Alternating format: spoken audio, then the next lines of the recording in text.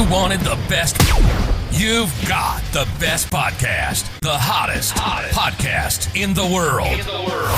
The Chris Voss Show, the preeminent podcast with guests so smart you may experience serious brain bleed. The CEOs, authors, thought leaders, visionaries, and motivators.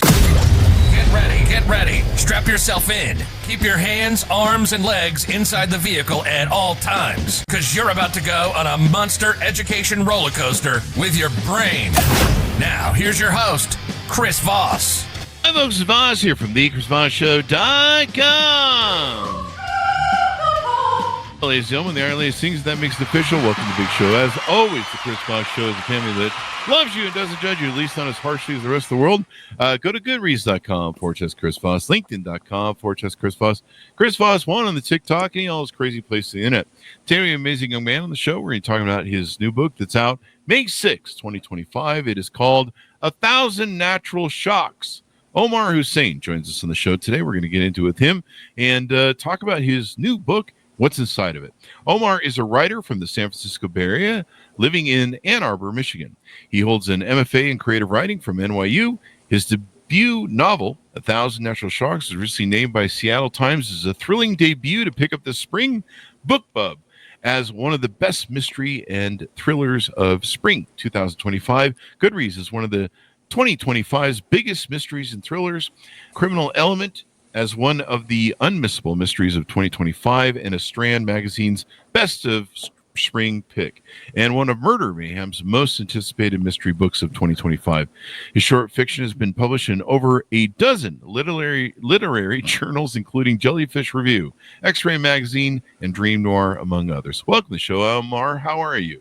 I'm doing great, Chris. Thanks for having me. Thanks for coming. We really appreciate it. Give us your .coms. Where can people find you on the interwebs? Omar_R_Hussain on Instagram. I'm on X, just at Omar Hussain, and that's it for right now. And so, give us a 30,000 overview. What's in the book? Yeah. So, 1,000 Natural Shocks really, for me, begins as like a series of conceptual questions. Really, I wrote it trying to answer these three questions, which are as follows: if you could forget your life's biggest regret or worst memory, would you? And if you did, would it change you? And as it was changing you, would you have any control over what you became next? And so with that, the book follows Dash, who's a journalist in Monterey, California, who's after the answers to these questions, and in so doing becomes entangled in a cult-like organization. He knows it's a cult, but he goes along with it anyway because they offer an alluring transaction, really. They're offering 4 pills that, when taken once a week, erase a quarter of your memory, starting with your earliest memory in life, moving toward the present. Wow. In exchange for those pills, though, he has to do some fairly nefarious things for them. And while this is happening, there's a mysterious figure. It feels familiar in some ways, but he can't quite place any specifics with it. And this figure is stalking him. And as matters with the cult and this figure are intensifying, he stumbles onto the truth of what's going on with the cult-like organization. And at that moment, Dash really has to figure out what he wants to be, and really what it means to be good. What does it mean to be good vis-a-vis the memory he wants to forget, and what does it mean to be good in contrast to all the chaos he's created to that point? And the answer to those questions are the key for him unlocking his own madness, really. Oh, wow. So, I mean, this is a pretty unique plot, right? You've come up with here, I think. There's a lot going on. I mean, there's certainly strands here. I mean, there's the piece with the cult. There's the piece with the mysterious figure that, kind of turns into a bit of the dormant serial killer of Monterey, California, known as the Coast Killer in the book. And he's trying to balance all this while rebooting his life. I mean, it'd be a great way to get out of the trauma of your childhood. It seems, we talk about it on the show with psychologists today, these days, childhood trauma and stuff. And so it'd be kind of cool if you could erase maybe I don't know, I guess you'd have to erase everything, right? With the first pill, right? It erases the first quarter. Yeah, so that's the deal. He doesn't get to just remove that one memory. Yeah, you just wipe it all. Yeah, they promise to start him. They promise to start anybody who goes through this off in a new location under a new alias and new life, Ah, kind of fully set, but you don't know, what happened in your previous, time on this planet. They fill your head with something different. oh, wow. This sounds pretty interesting. I know a lot of married guys who like to take this pill. Uh, married jokes. So pretty good. What inspired you to come up with this devious plot? Well, I think there's a few things. I mean, Who hurt you, Omar? yeah, right. Let's get into that on a podcast.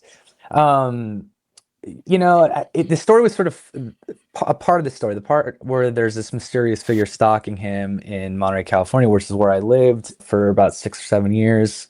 I grew up in California. And the last 6 years I lived in the state was in Monterey.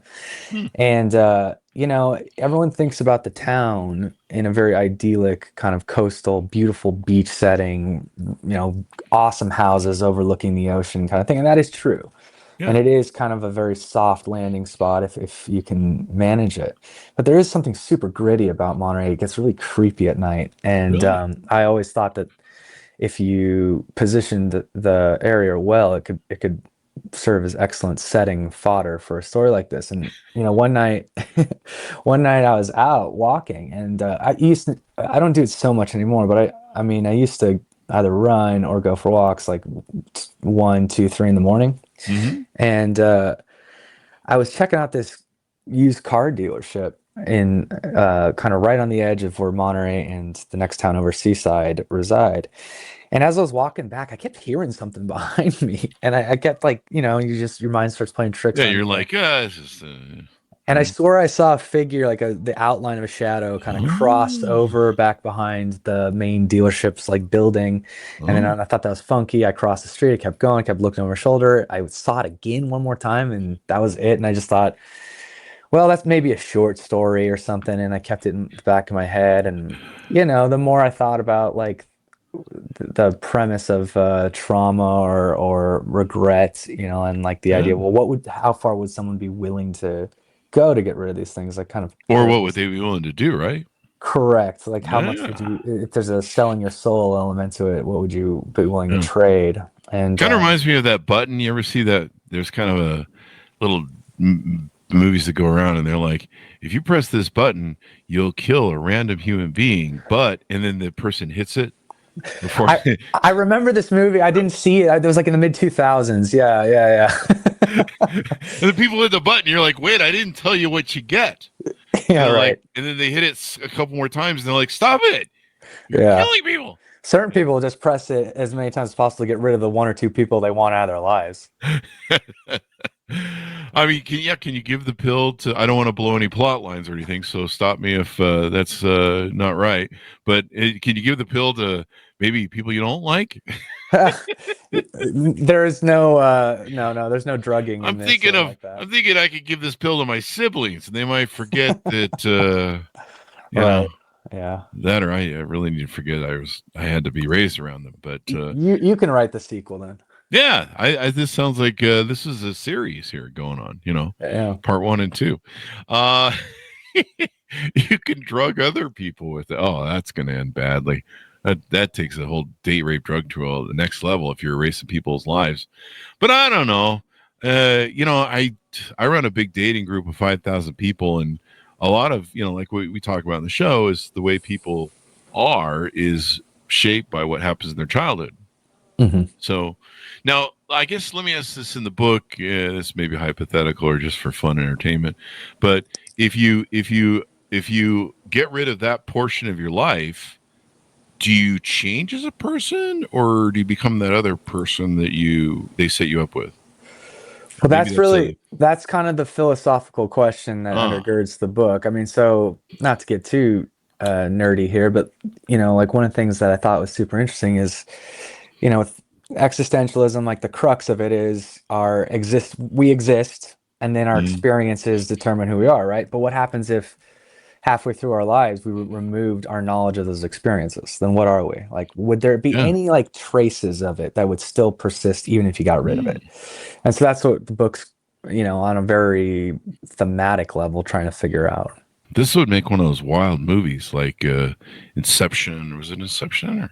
Or one of those movies where they're jumping timelines and going through stuff. This would make a great movie, man. I think so. And it's been very popular. 1,000 Natural Shocks.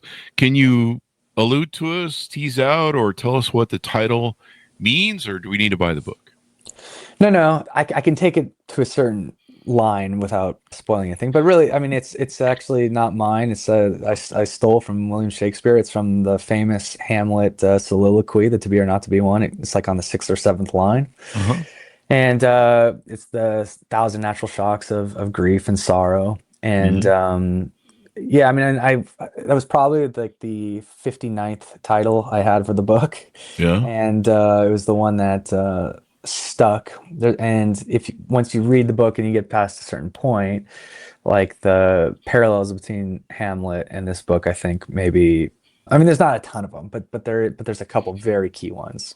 And it's billed as a fast-paced mystery, dark secrets, cults, killers. Sounds like Utah. Not sure what that means. It's billed in that space, but I mean, it's funny you mentioned Inception earlier because, in my head, I was thinking I really wanted this book to, sure, if you're looking for like a thriller, or something along those lines, there's elements of like even sci-fi or speculative in this, but if you're looking for that, it can scratch that itch. If you're looking for something literary and philosophical, I'd like to think it can do that too. Or if you're just looking to read something, I think fun, it does that. And so like for me, Christopher Nolan's films are like maybe the best cinematic example of something like that, where you watch even the Batman ones, like there's stuff going on a deeper level if you want to think about it long after. If you just want popcorn and 2 hours of entertainment, it can do that. So I would like to think that the book operates on a few different levels for the audience. Christopher Nolan, you can pick it up on the option there. Get that going on. Yeah. Where can I sign? Yeah. Where can I sign? Yeah. But yeah, I think, I mean, it's definitely, we interview a lot of novelists, and that's a really unique novel. It's kind of making the hair stand a little bit on my arms. And I haven't even read the book yet. So when did you first, and now this is your first book, if I understand correctly, right? Yeah. When did you first know that you were a writer and started writing? I think you did some things we mentioned in the bio. And then when did you, what led you up to this book to where you're like, I'm going to write a book and it's going to go big? I don't know. That's a hard one to trace. I mean, like, did you take one of those pills? You forgot already? Yeah, no, I know. I just don't. Where do I start this answer? I guess so. Like, when I was 9 years old, Mark McGwire was my favorite baseball player, and I went to the library, and I wanted I think I had an assignment in school where you had to read a biography, and so I was like, well, I want to read a Mark McGwire biography. He was in the middle of his career, steroid scandal. And I went to the Cupertino Library. They didn't have any biographies on him. And I soon realized nobody had written one on him. And so I was only 9. And I was like, well, I'll write it. And so I started handwriting. I got 42 pages in as a 9-year-old, and I just kind of ran out of content. All I was doing was looking at the back of his baseball cards, and like each year I was like creating stories for the stat lines, and pairing it with what the Oakland A's did. And so I knew it was always a very entertaining thing. And then when I was in college, I don't really know what made me think that this was the landmark goal, but I thought if I could finish a full-length manuscript before I graduate, that probably means I've got something here, like something worth. And so I did. It was a more of a satire deal, but finished it. Didn't really know what to do with it, and I just kind of sat around, not really knowing how to. Because becoming a published novelist isn't like becoming an executive in a company. Like I can't get an entry-level job and then become a middle manager and then a director and a VP. So I didn't know really how to climb that ladder. And so like you mentioned, I thought, well, what I'll do is I'll turn to short stories. And if I can start getting published in more selective journals, it means I'm getting better and better and better. And then I could be ready to submit a new book that is indicative of whatever skill or mastery I obtained. And that's what I did. And it just took a number of years and a lot of early mornings and late nights. Well, you stuck with it. How many years would you say? So if there's any aspiring writers out there, they can kind of take a page out of your book there. From the time I started writing that first one I was mentioning in college to today, that's 20 years. Wow. Folks, it's never too late. Get in there. Start writing. The key is to start writing. What would you say to aspiring writers? What is the key to becoming an author and putting out a successful piece of work like you have? I mean, clearly people are loving it. They're giving it great reviews and all that good stuff. I think first, fundamentally, since there's so many points along the journey that are going to tell you to stop, you have to start doing it just because it's really, really fun. Yeah. Like it has to be something that there's so many other things to do in this life, but if that's the one thing that's going to bring you some like it's going to light you up somehow, you can kind of get high off of it. That should be number one. And then number two, every time you sit down to write, it's got to be to get just a little bit better. Like one sentence that was better today than it would have been yesterday. And then the last thing I guess I would say is like, don't wait for inspiration. It's daily work. Like even if you've walked to your computer or your notebook saying, I don't have anything good in me today, that's fine, but you have to put words down because it's not going to get done any other way. I've seen that movie where you have to, sometimes you just write blah blah blah blah blah. All work and no play makes Jack a dull boy, sort of shit. Yeah, and you're just like, well, today's like fuck you day, so we'll try again tomorrow. Yeah, and then like it's kind of like clay. After you start to kind of form a kind of outline or model, it starts to come together. Would you say that's correct? Well, yeah, I think it's like anything else. I mean, the more you do something, the better you get at it. So yesterday's like challenges aren't as difficult to work through today, and it just kind of keeps building it. And then I think the other thing too is writers or anybody creating tends to be really hard on themselves. So like you finish something one day and you're like, that sucked. You come back like 5 or 6 weeks later, you're like, you know what, I can work with that. It's not perfect, but I can kind of tweak that, and it's not bad at all. Yeah. And then you kind of start playing that game where you're like, move this part over there, and it kind of becomes like this puzzle thing where you're like, oh, no, this, you move that over there, and then it all starts, turn into something, Totally. One puzzle piece at a time, as it were. But you have to put those pieces on the table. So exactly. I remember I was the only one who survived my. We had a accountability author group, and we were all trying to write our first book, and there was like 5 of us in the group, and I was the only one who would do what I called puking on the page, and I would just. And fortunately, I was kind of lucky. I've had at least stories I've carried around most of my life. And so I was able to, I kind of knew the stories because I've been telling them to people and boring them forever at parties. And so I would just puke it onto the page, and I just keep puking. And I realized that there was an editing process because, we've done the show. We know how the editing process kind of works. And I'm like, the editing's for later. Just get it all out there. Get it while it's hot. Put that stuff down, and my friends they'd write like a line, like it was the best of time. Well, was it really? Well, maybe it was the best. They would like edit like every fucking thing. Yeah, and they'd be like, "How much did you write today, Chris?" I'm like, "I don't know, like 10 pages," and they're like, "Really? We're still working on the first sentence and the title of the book." And I'm like, "You guys got to quit editing on the flow. Yeah, do that later. Just." Get it, like you say, the puzzle pieces on the table, and then you can look around, and it helps you build too.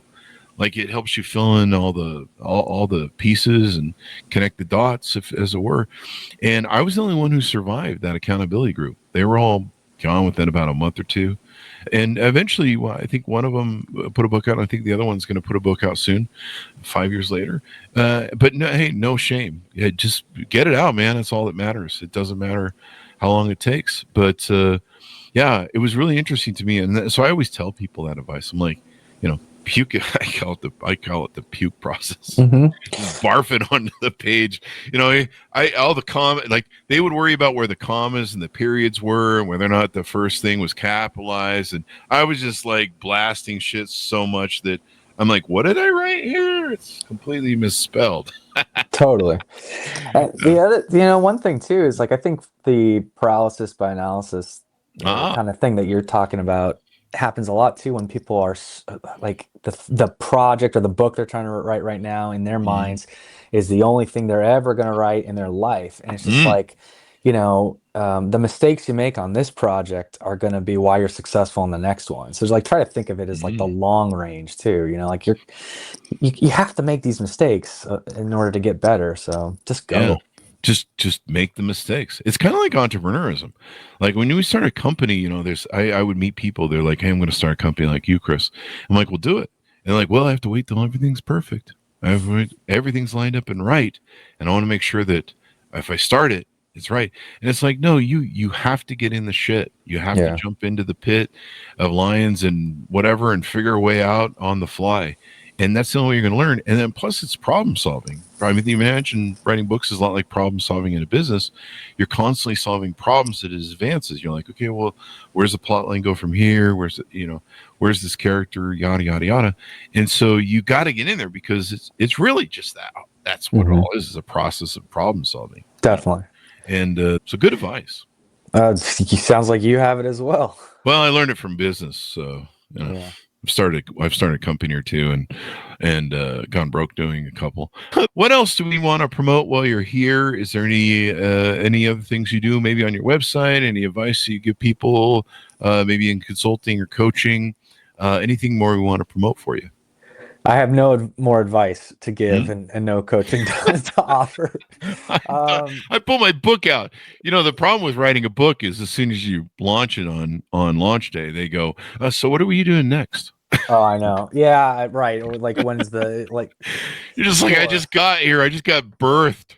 Exactly. I'm like, there's a fatigue already, and they're like, "Come on, where's the next 400 pages? Where's the next 400 pages? Right. Let's go, buddy. 50,000 words."